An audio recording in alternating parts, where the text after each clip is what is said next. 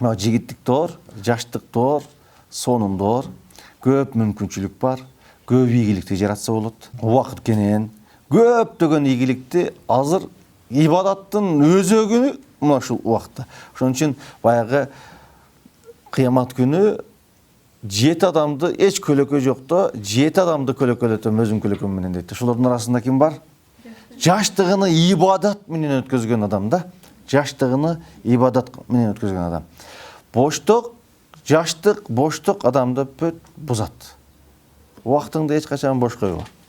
Убактыңды ар дайым план менен жүр.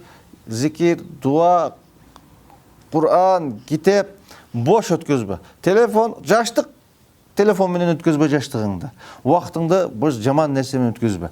План койгондагы жаштыгыңды толтур. Ошонун ичин толтурбасаң, азыр азгырыктар толтура, күнөөлөр толтура. Ошондуктан жаштыкты пайдалана